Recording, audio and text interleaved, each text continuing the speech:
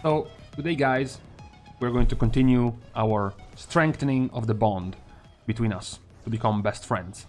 After my video about my personal take on the specs in Shadowlands I wanted to main, this time we're going for another more subjective and personal video, but we're going to be using the F word. Yes, that F word. We're going to be using Feelycraft. After a series of videos about rankings and ratings and tier lists, trying to objectively and analytically judge and value each spec, their strengths, their weaknesses, and how well could they do in Mythic Plus and raids, purely based on those metrics, this time we are going for our gut. We are going for our feelings, our intuition, and our guess. Completely unsubstantiated by stats, completely unproven by theory, just going by what our gut tells us about a certain spec. You know, you're reviewing a spec over and over and you're like, man, this spec by all means should be an S tier spec. I'm looking at the stats and the talents and the legendaries and the conduits and it should be S tier. But then you have this thing, right, at the back of your head and you're like, this is a trap. This is not gonna work. But you can't quite tell it to people because everyone else is just going to see an S tier spec. And they're like, dude, what the fuck are you talking about? This spec is OP. And you're like, no, don't understand. You're not seeing the patterns I'm seeing. Open your eyes. This is what this video is for. Broad, gutsy, and boisterous statements like a charlatan, a clown. Absolutely no need to back it up with facts and science, just let's go. So we're starting with tanks. This is what most people are agreeing upon at the current state of tanks for Mythic Plus and here for raid encounters. There seems to be the major agreement on the fact that Vengeance Demon Hunter is going to be stronger in Mythic Plus and weaker in raids. There's going to be a Prot Warrior being stronger in raids with very good defensives and a possible cheese, a possibly very abusable ability in raids, Spell Reflection. And then you have Prot Paladin, also very strong in Mythic Plus, similar to Vengeance because of their damage, whereas Brewmaster and Blood Decay are stronger in raids with their massive self-mitigation and good strong abilities to stay alive and not die, which is crucial for progression. Now, where does the gut come in here? The feeling. So, my feeling, I'm gonna start with the first one, is that Guardian Druid is much better than it sounds. It's much better than it looks like. You know, I reject the notion that Guardian Druid is still shit. I've seen too many people talk down on Guardian Druid, and this is the day to say enough. So why do I like it? Why do I sponsor Guardian Druid? I sponsor Guardian Druid because I think for a long time we have heard, specifically for Shadowlands related reviews, that Guardian Druid's problem was the fact that they have few ways to mitigate magical damage, that their active mitigation is bad, is terrible. Frenzied Regen is not that strong, they're also pretty boring, the rotation is pretty boring, etc, etc. You've also heard this from me as well, when I was being impartial and objective. But when my feelings come in, here's what I think. I don't agree with their weakness to magical damage. I don't agree with their lack of damage mitigation at all. Because, number one, Pulverize is now going to give them a 35% damage reduction for 10 seconds on a 45-second cooldown, which is very powerful in raid encounters. It's basically always going to be up in a raid boss encounter when you are tanking. You know, when you take the aggro off of your off-tank, your other tank, and it's time for you to take damage, Pulverize is going to be up, and 35% DR on a 45-second cooldown for single target is super powerful. And this is just damage reduction. It's not reduce the physical damage they deal to you. You know, it's not reduce the auto-attack damage they deal to you. It's reducing all of the damage. So this counts as magical damage, defensive ability, but more importantly, what I'm really hyped about, why I'm shilling for Guardian, is the fact that they are a combination of their Soulbind, their tough as bark Soulbind, reducing the cooldown of their bark skin, as well as their survival of the fittest, further reducing the cooldown of their bark skin, as well as survival instincts. But what we're really looking at here is bark skin. You can bring the cooldown down to 36 seconds. 36-second cooldown bark skin, and you're like, yeah, okay, sure, but look at bark skin. You know, it's a 12-second long, 20% DR. Like, it's okay, but really, this is what makes you have a gut feeling about Guardian? No. It's actually because of the natural order's will. Now, Barskin has a 36-second cooldown for 35% damage reduction, and it is going to also auto-cast Ironfur and Frenzied Regen at the start and at the end of Barkskin. You know, 36-second cooldown and 12-second duration means you're going to have Barkskin active 33% of the time. 33% of an encounter, of a Mythic Plus run, Barkskin is always going to be active. Mythic Plus is very strong. You can pop it at the start of the pool when the brunt of your damage is going to come through, when all of the mobs are alive. And then by the time the pack dies, you move on to the next. Barkskin is back up again. The other very powerful thing is that one of their weaknesses is that Frenzied Regen is on a gated cooldown, right? Frenzied Regen has 2 charges on a 36-second cooldown. A legendary that allows you to bypass the cooldown and get free casts of Frenzied Regen, 2 free casts every 12 seconds, is very good, is very strong. The rage discount is not that powerful because Frenzied Regen is very cheap. The rage discount is much more powerful for Iron Fur, the free Iron Furs you get to cast. 40 rage, which is 80 rage for free every 12 seconds, 100 if you count the 2 discounts of Frenzied Regen. And to further compound on this strength when it comes to damage reduction, especially in raids, on top of Barkskin, their survival instincts and the legendary, you have the Kyrian Covenant, which is by far the strongest covenant when it comes to defensiveness. You can bond with yourself to get a 10% damage reduction for 10 seconds, or you can turn it into an external for your off-tank, for your tank partner, as well as bonding with a healer, giving you extra 30% healing received, which is very powerful, especially, again, when it's just on a 1-minute cooldown.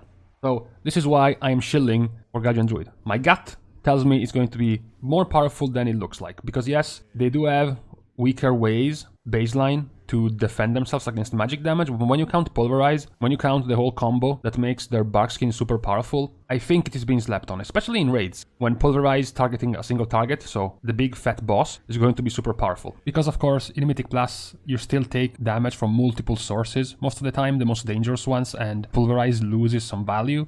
Not to mention that in Mythic Plus, what's also very important is damage, and Guardian Druid has very poor damage. So that is definitely not going to be a gutsy call I want to make about their improvement in Mythic Plus, but particularly for raids is where I think the improvement is going to come from. So that's my first call, Guardian Druid.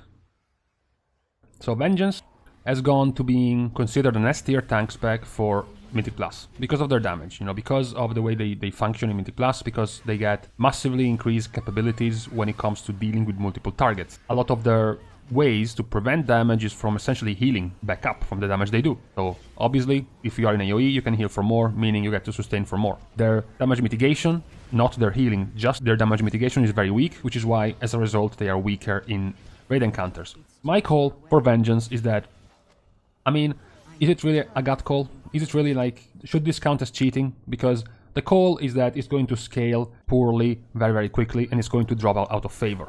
This is less of a gut call and more of having memory. This is the same thing that already happened to Vengeance. Not really much of anything has changed in the Vengeance build, in the Vengeance way that it works, to expect anything different. In Legion, but more importantly in BFA, if you guys don't remember, if you guys weren't playing or weren't paying attention to the tank meta at the start of BFA, Demon Hunter was the tank to go in Mythic Plus at the start. Why? Well, guess why? Because they were doing a ton of damage and the Mythic Plus was at low enough scaling damage that Demon Hunter could simply bypass the need of good defensives by doing a ton of damage. They could heal up the damage well enough with Spirit Bomb and their self-heal.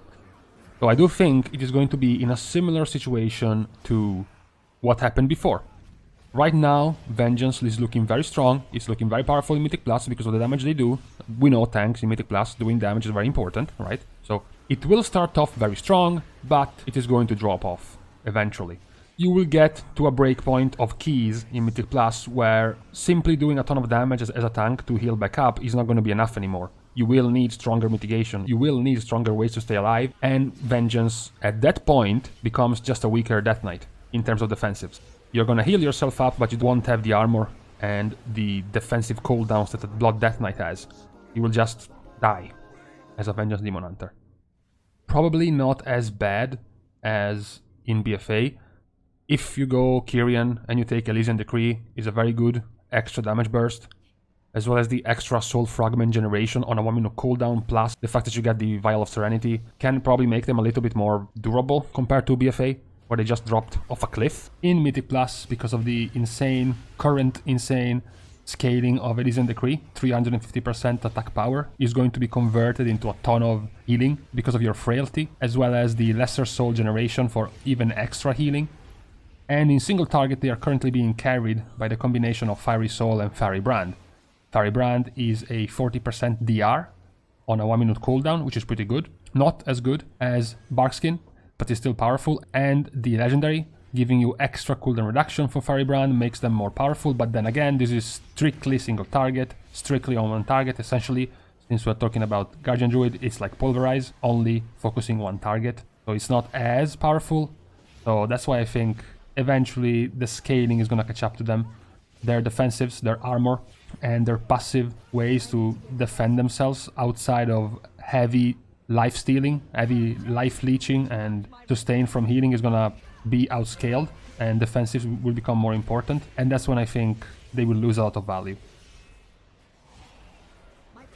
The last of the gut calls for tanks is going to be for Prot Warrior, because I don't really have much of any feeling towards Brewmaster, Blood Decay, and Prot Paladin. I think they are where they are supposed to be. They are being correctly represented in their power, which is all three of them are very viable and powerful. There is nothing I feel like pointing out about them, but Prot Warrior though.